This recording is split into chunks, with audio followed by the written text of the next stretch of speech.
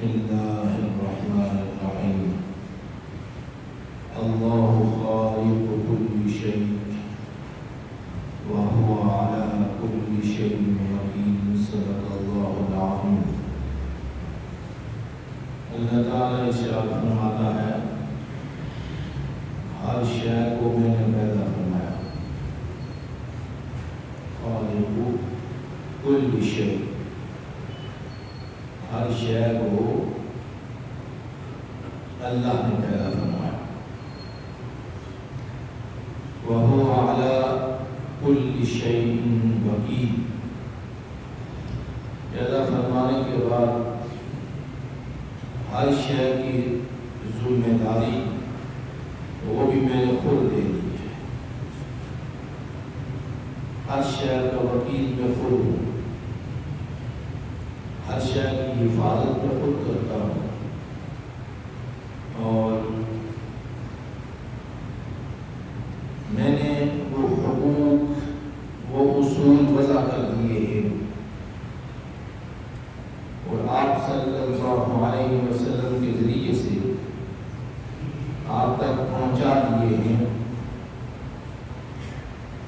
چھوٹی چیز سے لے کر بڑی چیز تک ہر شے کے حقوق ہیں، ذمہ داریاں ہیں، اور ہر شے کی حقوق کا تحفظ میں نے خود دیا ہے.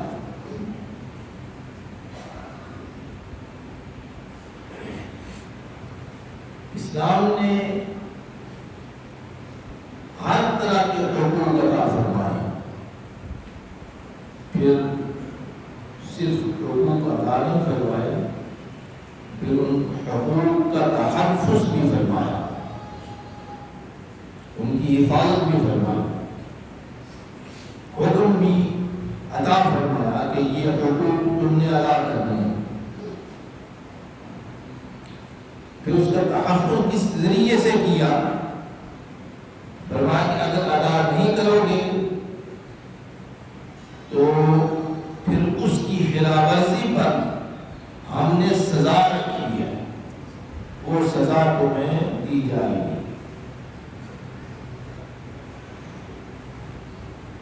پھر پچھلے جمعہ المبارک میں ہم نے یہ بات بڑی وضاحت سے بیان کی تھی کہ انسان کی جان کا تحفظ ہوا. اللہ تعالیٰ نے کس طرح فرمایا؟ وَمَنْ أَحْيَاهَا فَكَأَنَّمَا أَحْيَا النَّاسَ جَمِيعًا. جس نے ایک جان کا تحفظ کیا گویا کہ اس نے پوری انسانیت کو محفوظ کیا. حضرت سمجھے آپ تحفظ کس چیز کو کہتے ہیں؟ تحفظ یہ ہے کہ اگر تم نے ایک جان کی حفاظت کی، من احیا فکأنما احیا الناس جميعا، گویا کہ تم نے پوری انسانیت کا تحفظ کر دیا. حدیث مبارکہ حضرت عبداللہ ابن عمر رضی اللہ تعالی عنہ روایت فرماتے ہیں، حضور نے ارشاد فرمایا جو شخص کی ہم پر ہتھیار اڑائے گا، اسلحہ اڑائے گا، اسلحہ مارنے کا نہیں اڑانا، مارنے کو بات کی بات ہے، اٹھائے گا تو مارے گا.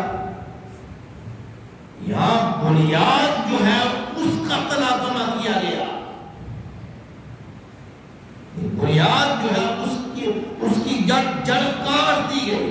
فرمایا جو اٹھائے گا، ہاتھ میں رکھے گا، کیوں؟ مارنے کے لیے، اپنے مسلمان بھائی کو مارنے کے لیے اسلحہ ہتھیار اٹھائے گا. آپ نے ارشاد فرمایا وہ ہم میں سے نہیں ہے،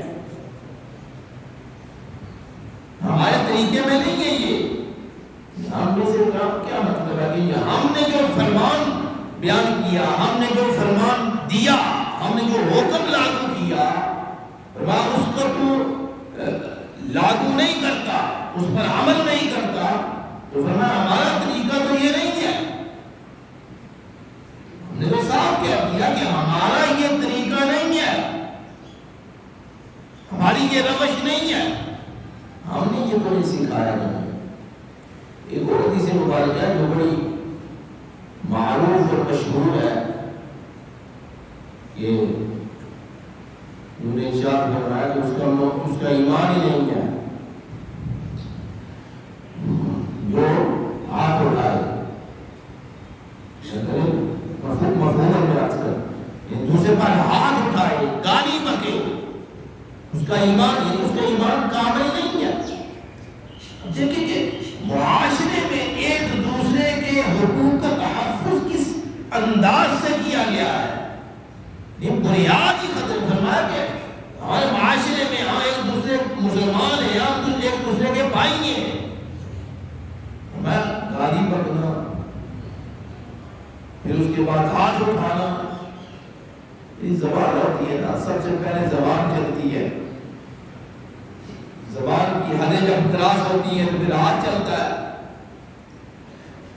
ہاتھ میں اگر کچھ نہ ہو تو پھر اسلحہ چلتا ہے، ہاتھ میں لے لو۔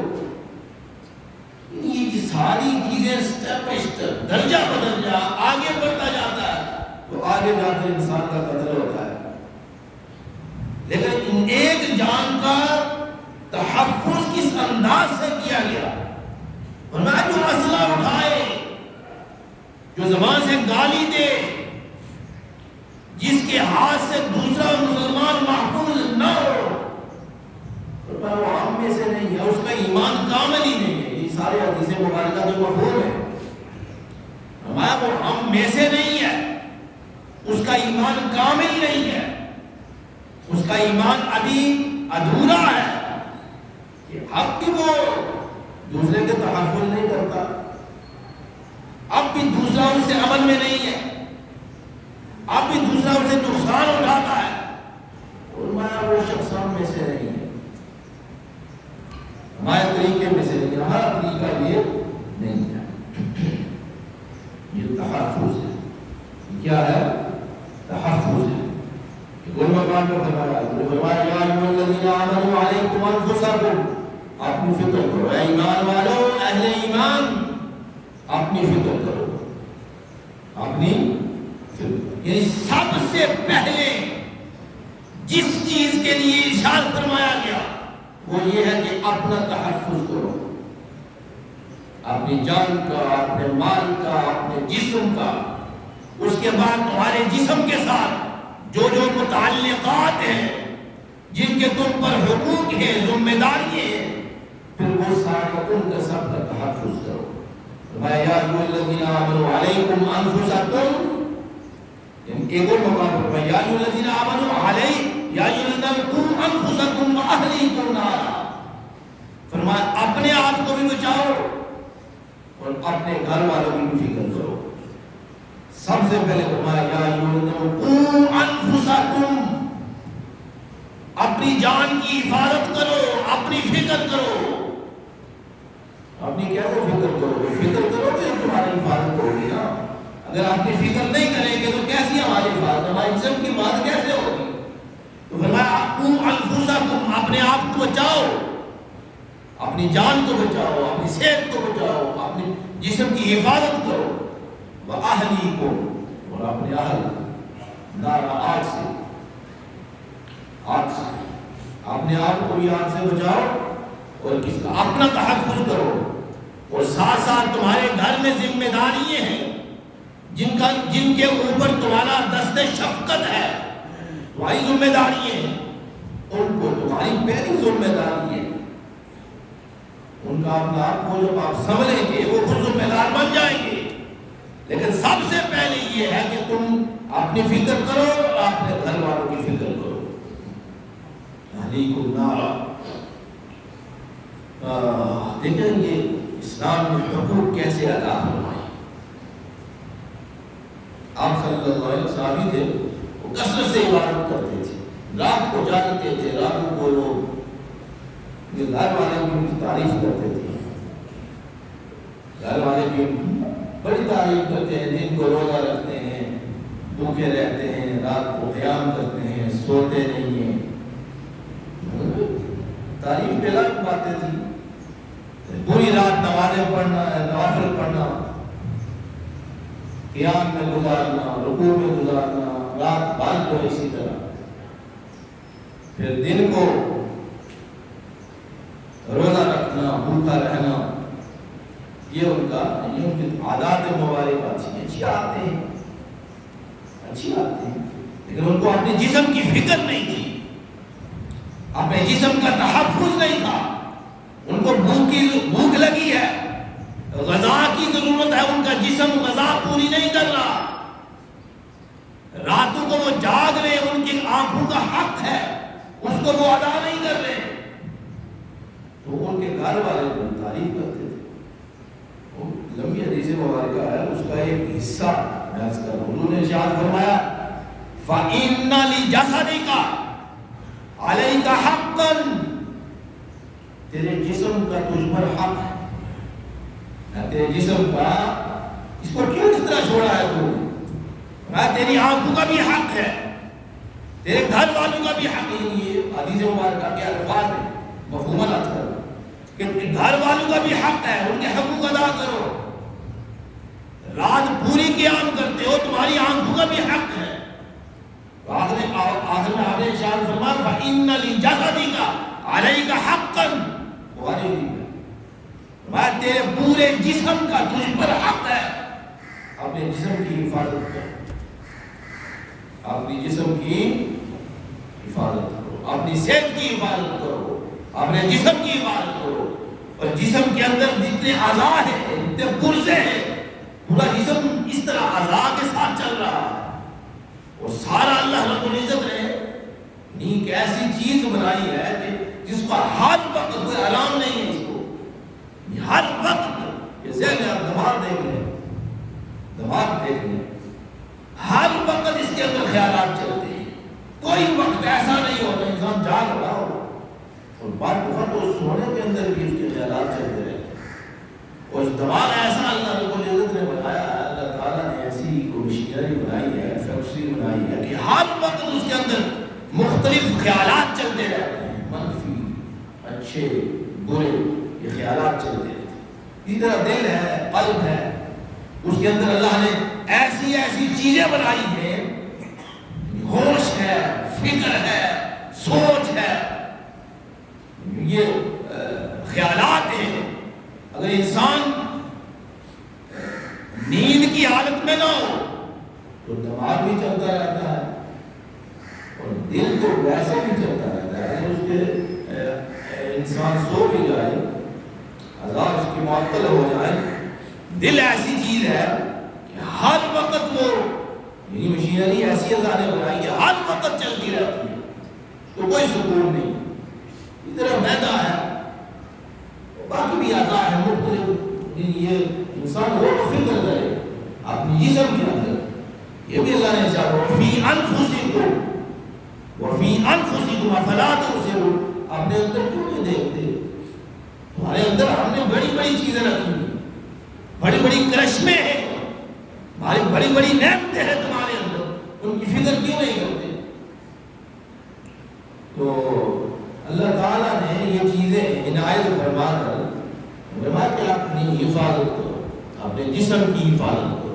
انسان جب جوش میں ہوتا ہے پھر ہوش میں نہیں کرتا، اپنے جسم کا خیال نہیں کرتا، اپنی صحت کا خیال نہیں کرتا، اس کی حفاظت، اس کا تحفظ نہیں کرتا، تو نظام میں ایک پرزہ، یہ وہ شخص جس کا ایک پرزہ، ایک اعضاء خراب ہو جائے، اس سے پوچھیں کہ تیرے اندر یہ عضو جو ہے خراب ہو گیا ہے، کوئی مل سکتا ہے تجھے کہیں سے؟ مجھے دنیا سے، وہ کہے گا دنیا سے مجھے لے کر دو، دنیا میں پھرو، ایک عضو، ایک آنکھ، ایک کان لے، دل لے، جگر، اور کچھ ڈاکٹر کرتے ہیں فلاں سے فلاں ہٹا کر کاٹ کے ادھر لگا دیا ادھر لگا دیا، کچھ نہیں. یہ اللہ کا کرشمہ ہے. انسان کا جسم اللہ کا کرشمہ ہے. اللہ تعالیٰ کی یہ نعمتوں کا ایک مجموعہ ہے، اور ان نعمتوں کے اس مجموعے کا خیال کریں، حفاظت کریں، اس کی صحت کی حفاظت کریں، جسم کی حفاظت کریں، آنکھوں کی حفاظت کریں، اعضاء کی حفاظت کریں. اب انسان کے جسم میں انسان کا جسم کمزور ہو جاتا ہے، سب عذاب ہی کام کرتے رہے. زندگی کا ایک ایسا حصہ آتا ہے اللہ تعالیٰ اس کے اندر جو توانائی ہے اسے آہستہ آہستہ کھینچنا شروع کر دیتے ہیں. اور جب توانائی، طاقت، قوت اللہ پاک ایسے آہستہ آہستہ پیچھے کرتے ہیں اس کو بڑھاوے کا ہم دے دیتے ہیں. اللہ تعالیٰ نے اس کا ذکر فرمایا سورہ یاسین میں وَمَن نُعَمِّرُهُ نُنَکِّسْهُ فِی الْخَلْقِ، فرمایا جس طرح ہم نے تمہاری تخلیق کی تھی اور تخلیق کرنے کے بعد تم کیا تھے؟ کمزور تھے، جسم کیا تھا؟ لوٹ رہا تھا. جب انسان کا جسم بچہ ہوتا کیا ہوتا ہے؟ بالکل لوٹ رہا، اس کے اندر قوت نہیں، ضعف ہے، کمزوری ہے، توانائی نہیں. فرمایا آہستہ آہستہ آہستہ قوت کو بڑھاتے چلے جاتے ہیں، آہستہ آہستہ قوت کو. انسان کا پوری توانائی، انسان جب 30 25 30 35 سال 40 سال کے اندر تو انسان کے وہ اندرونی قوا جو ہے، سوچ ہے، سمجھ ہے، فکر ہے، یہ ساری کی ساری اپنی پوری توانائی کے ساتھ، اپنی قوت کے ساتھ کام کرنا شروع کرتے ہیں 40 سال کے بعد.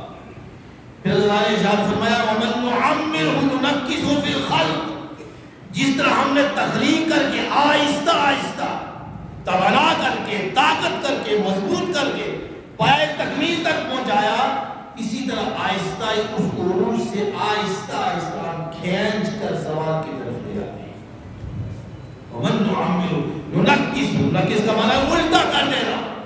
فرمایا جس طرح آہستہ آہستہ پائے تکمیل تک پہنچایا تھا، اسی طرح آہستہ آہستہ اس قوت کو، توانائی کو، طاقت کے سرچشموں کو ہم آہستہ آہستہ کمزور کرتے چلے جاتے ہیں. کمزور کرنے کے بعد آخر میں موت باقی ہو جاتی ہے. یہ انسان کا جسم ہے. تو اللہ نے حضور نے ارشاد فرمایا فَإِنَّ لِجَسَدِكَ عَلَيْكَ حَقًّا، تمہارے جسم کا تم پر حق ہے. اپنے جسم کی حفاظت کرو، اپنی صحت کی. ہر وقت یہ نہیں ہے کہ یہ اپنی جان کے پیچھے پڑے رہتے ہیں، ایسے ایسے خطرناک قسم کے کام کرتے ہیں. ہم اپنے جسم کیا وہ خطرناک کام جو کر رہا ہے کس کو دکھانے کے لیے؟ دنیا کو دکھانے کے لیے. مقصد کیا ہے؟ جب جان کے پیچھے پہاڑ کے اوپر چڑھنا ہے، کیوں؟ وجہ کیا ہے؟ دنیا کو دکھانے کے لیے. اللہ نے جو ارشاد فرمایا کہ اپنے جسم کی حفاظت کرو، حفظان صحت، اپنی صحت کی حفاظت کرو، اپنے جسم کی حفاظت، وہ قانون کدھر گیا؟ اللہ کا حکم ہے، اس کی حفاظت کیوں نہیں کرتے؟ اسی طرح کھانے پینے کے اندر جو رتب و یابس ملتے ہیں، اسراف ہے. کلوا واشربوا ولا تسرفوا، میں کھاؤ پیو، کھاؤ پانی پیو، میں ولا تسرفوا، اسراف نہ کرو. اسراف کا کیا مطلب ہے؟ اسراف کا مطلب ہے کہ تمہارا جسم خراب ہو جائے گا. غذا کی ایسے نقطۂ عروج پر غذا کو پہنچا دو کہ تمہارا جسم کو یہ کھانے کے لیے آنے سے دیا کہ آپ اپنے صحت، اپنی تحفظ کرو، اپنے جسم کا تحفظ کرو. اتنا کھا لو کہ تمہارا جسم خود خراب ہو، ٹھیک ہونے کے بجائے خراب ہو. بلا دوسری کو نہیں مطلب ہے. اتنا پی لو کہ تمہارا جسم خراب ہو جائے، اتنا کھا لو کہ تمہارا جسم خراب ہو جائے. انہو لا یحبکم، اللہ تعالیٰ اسراف کو پسند نہیں فرماتا. چیز کی خرابی کو، خراب کرنا کسی چیز کو اللہ تعالیٰ اس کو پسند نہیں کرتا. اسی لیے نوجوان ہیں ہمارے، ہر وقت ان کا یہی بس دماغ یہ کیا چیزیں جوش میں رہتے ہیں، ہوش نہیں ہوتی، اور اپنے یہ ایسے ایسے کام کرتے ہیں کہ ان کی جان چلی جاتی ہے. یہ جان کس کے ذمہ ہے؟ اللہ نے جان دی تھی، اس کو کس کے ذمہ تم نے ڈال دیا؟ کہ کیا اللہ کے ہاں جواب کرو؟ یہاں تو کہتے ہیں کہ ہمارے میں افسوس کرے کہ ٹھیک ہے ہمارا بیٹا ہے، بھائی ہے، مر گیا، موٹر سائیکل تیز چلا رہا تھا، سواری تھی، یہ چیزیں تھیں، اب چلا گیا تو ان تو ہم کریں گے، افسوس کریں گے، افسوس ہوگا. لیکن آگے وہ خود اس عمل کا جواب کیا لے گا؟ اللہ کے نہ پوچھے گا کہ تجھے میں یہ نعمت میری نعمت تھی، میں نے دی تھی، میں نے یہ بھی کہا تھا کہ اس کی حفاظت کر، تو نے حفاظت نہیں کی. اس کو مار دیا، دے دیا، اب کیا کرے؟ اور یہ کسی ایک جگہ پر لا کر کھڑا کیا تو خودکشی بنتی ہے، اور خودکشی کے لیے کیا جو جان کی فکر نہ کرے، یعنی ہم جا کر گاڑی کے سامنے کھڑا ہو جائے، ٹھیک ہے اللہ حفاظت کرے گا، گاڑی آتی ہے مان لیتی ہے، خودکشی ہو گئی۔ خود تیز چلانا اور اتنی سپیڈ رکھنا کہ جان چلی جائے، کیونکہ یہ خودکشی کے ذمے میں آتا ہے نہیں آتا؟ دیکھیے آپ کو سوچیں، خودکشی کے ذمے میں آتا ہے۔ آپ دیکھیں، آپ پتہ ہے کہ میں اتنی سپیڈ سے چلاؤں گا، گاڑی چلاؤں گا یا جو بھی ہے کہ میری جان چلی جائے گی، تو یہ خودکشی ہے۔ حضور نے ارشاد فرمایا جو شخص خودکشی کرتا ہے اللہ تعالیٰ قیامت تک اس کو اسی طرح مرنے کے بعد مارتا رہتا ہے، بار بار اسے خودکشی پھر بار بار اسی کرتا رہتا ہے۔ چھری سے مارے گا اللہ تعالیٰ اس کو چھری ہاتھ میں دے گے اور بار بار اپنے آپ کو مارتا رہے گا، اوپر سے گرائے گا اللہ تعالیٰ مرنے کے بعد۔ ہم تو اس طرح چلے، ہم تو افسوس کریں گے صرف، یعنی اس کا حال کیا ہوگا آگے وہ جانے اور اللہ جانے۔ لہٰذا اپنی فکر